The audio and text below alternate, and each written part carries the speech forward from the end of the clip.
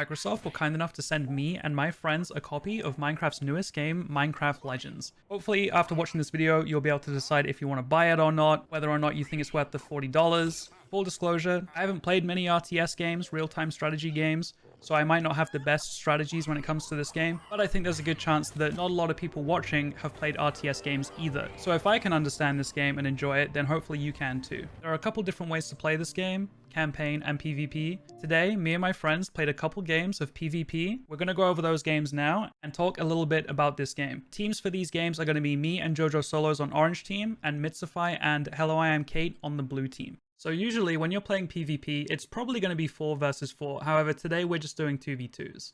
So you'll spawn in with a tower in the middle, that is your base, that's where you've got to protect. The enemy team have a base of their own, that's where you've got to destroy. Every map is randomly generated, including the biomes, the spawns of the nether biomes, which we'll get into in a moment. Everything is random. So what I'm doing at the start here is I'm sending out some allays to gather some wood and some stone. You can see in the bottom left that we are collecting a lot of wood and a lot of stone right now. It looks like we've spawned in a jungle biome, which means we'll have access to redstone very easily. I used our beginning wood to start making some basic walls around our tower, and I'm also trying to figure out where best to put the gate. The enemy team is to our south, we know that much, so I was a little hesitant to put the gate facing the south, as they'd be able to attack it right away, but at the same time, we want to be able to leave out the front of our base. I'm also putting down some arrow towers. However, we quickly realized that we probably should place them behind walls, so that if they want to attack the arrow tower, they have to get through a wall first. Right now, we're having a small wave of piglins come and attack our base. These are neutral mobs. They'll be attacking the enemy base around the same time as ours. And when you kill these guys, they drop lapis. Lapis will be very important for almost everything you need to build in this game. We'd still have 0 prismarine, however,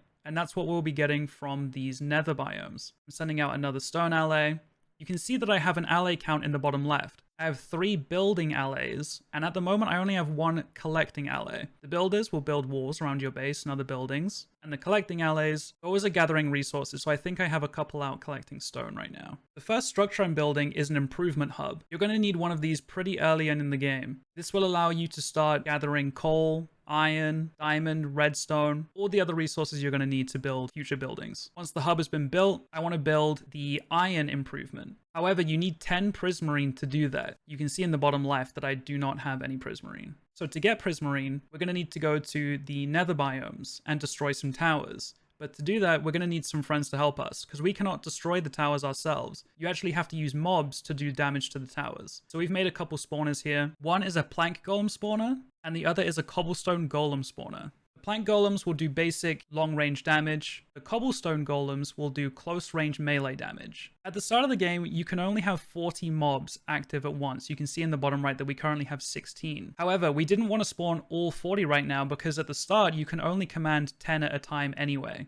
So me and Jojo take a bunch of our mobs and we go to the nether biome to destroy these towers. We commanded our mobs to attack by hitting E on the towers. But if you don't command them to attack anything, they'll attack whatever you're attacking. So our mobs make quick work of the first tower, we gather a bunch of prismarine for it, and then command them to the next tower to get some more prismarine. The second tower goes down, we now have 70 prismarine. I rally the mobs and attack the third tower. I tell Jojo to go home because I can take care of this final tower myself, and she can carry on building improvements or gathering resources. And also wants to check out what the enemy team are doing, just in case they're planning an attack on us early. There are multiple nether biomes in the world, so the enemy team won't be coming for this one necessarily. They've probably got another one that they're working on, but it might be a good idea to go to the enemy team's nether biome to try and take away their resources from them. Whilst I was out, Jojo actually built the improvements for us to gather iron and coal, so I'm looping back now, sending out allies to gather those 2 resources. Mitsify actually pushes up and starts a fight with me, which I was not expecting, because I was just trying to gather some resources in the early game. I run home, pick up some mobs, and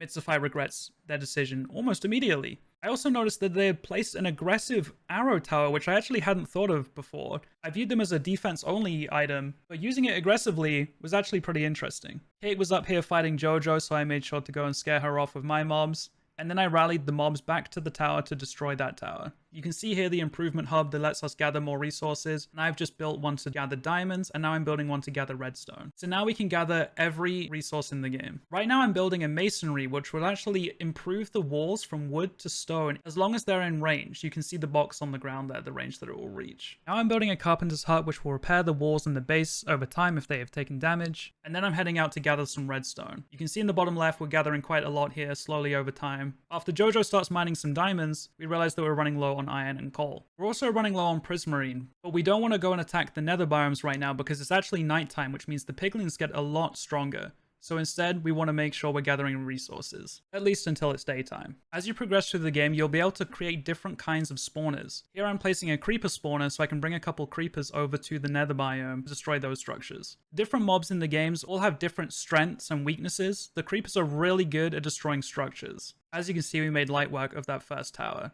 Jojo went ahead to scout and gather more resources as I stuck around and destroyed these towers. Although we can gather redstone right now, we are limited by the amount we can gather at once. To increase that limit, I want to build another improvement tower, but I need more stone. I also know that we're going to need another improvement hub at some point, so I build that in the meantime. You'll find that multiple improvement hubs will help you out a lot because you're going to need to increase your resource cap if you want to build some of the bigger structures. One of the things we want to build right now is actually the redstone launcher, and it takes a lot of redstone. As you can see, we've hit our cap of 375 redstone, so building another tower increases that cap. A lot of these improvements take a lot of prismarine, so you really want to make sure that you're destroying these nether towers as much as you can. Here I see Mystified taking down one of the towers, so I swoop in and I'm able to steal some of the prismarine away from her. I realize Kate is here, so I start running, and I call to Jojo that they're both chasing me so she can work on setting up a redstone launcher closer to their base. I make sure to run back to my base so the towers can help me out. I think Kate realized that I was trying to distract them both, so decided to recall, and Jojo did the same thing.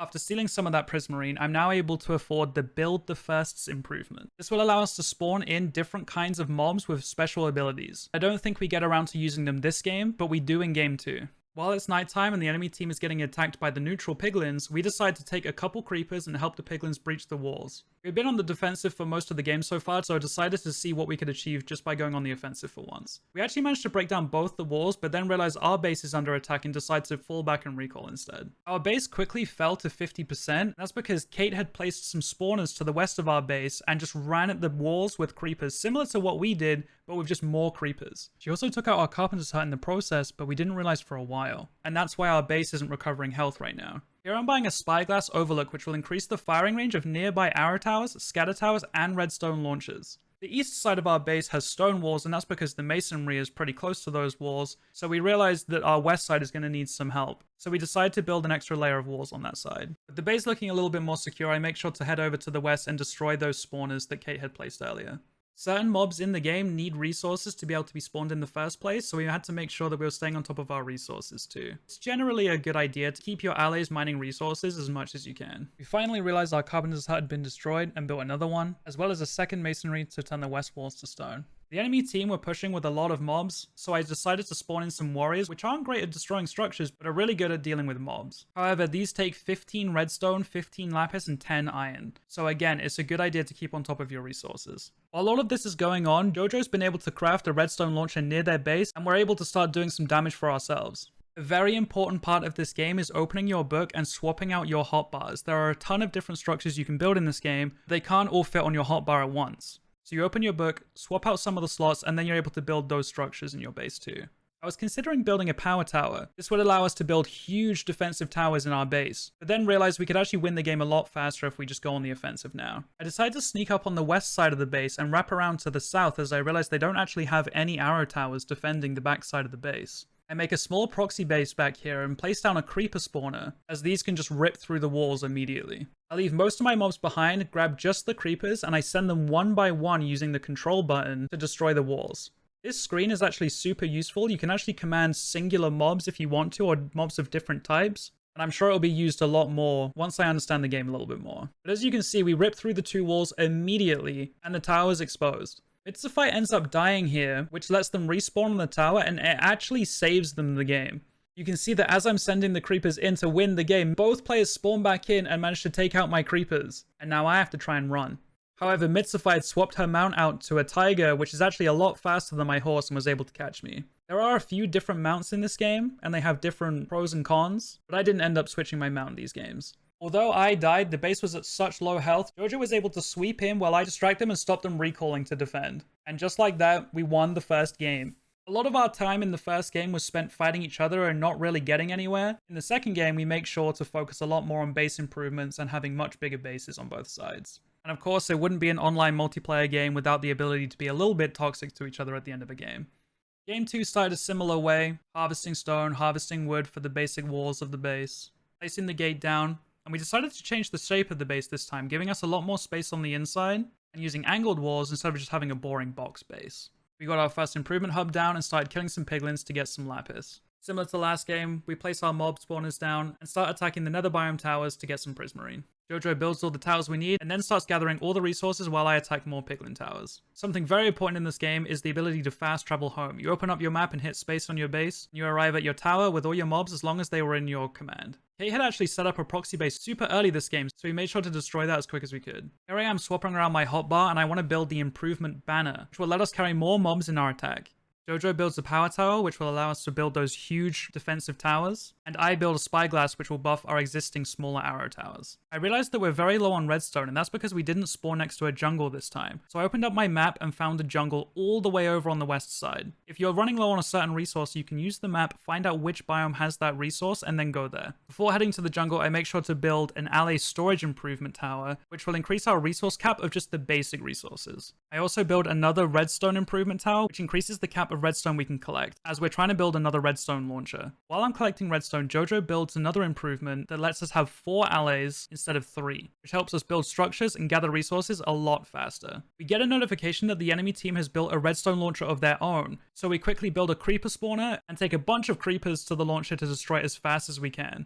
But before we could destroy it, they destroyed our carpentry hut and our spyglass outlook. After collecting more prismarine, I make sure to build a Flames of Creation improvement, which will increase the amount of mobs that we can have spawned at one time. We noticed that they started building a redstone launcher in the southwest of our base, so I made sure to build a second masonry so that our walls are upgraded on all sides. I take a group of creepers and destroy immediately, but they were still able to break a wall and do a lot of damage to our improvement towers. Next, I wanted to build a kaboomery, which adds explosive damage to projectiles shot from the arrow towers, the scatter towers, and the redstone launcher, but it requires a lot of coal to do, and we don't have that much coal, so I use the map to locate the biomes which I can find the coal in and go to harvest that. After building the kaboomery, I want to build this first of brick spawner, but it takes 400 iron and we're currently capped at 375, so that means I have to build another improvement tower for iron. But we also need the improvement tower build the first, and we're out of room on our current improvement hub, so I build a third improvement hub. One of my favorite things about this game is the introduction of mobs we don't even have in the normal game of Minecraft, such as these mossy golems. These mobs will clear debuffs and heal allied mobs, not to mention the cobblestone golems and the plank golems we've been using already. After increasing our iron cap and reaching 400 iron, we can finally create the first of brick spawner. There are 4 different types of powerful golems, but the only one we had time to spawn in this game were the first of brick. These golems produce a shield for your other mobs that protect them from range attacks, so they're super useful.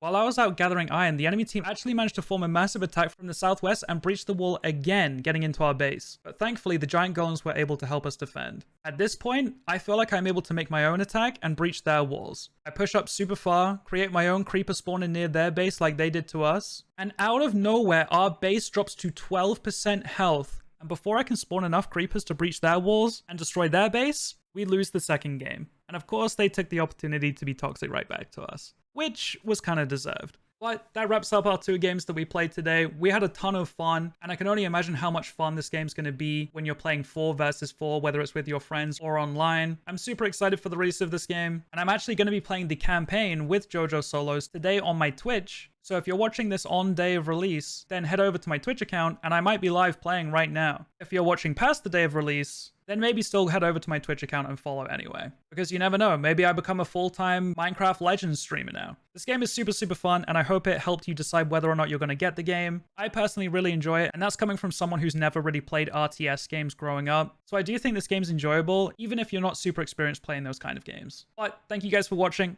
I hope you enjoyed. Please like the video, subscribe, all the good things. Follow my other socials in the description. I hope you guys enjoy the rest of your day or your night, and I'll see you guys in the next video.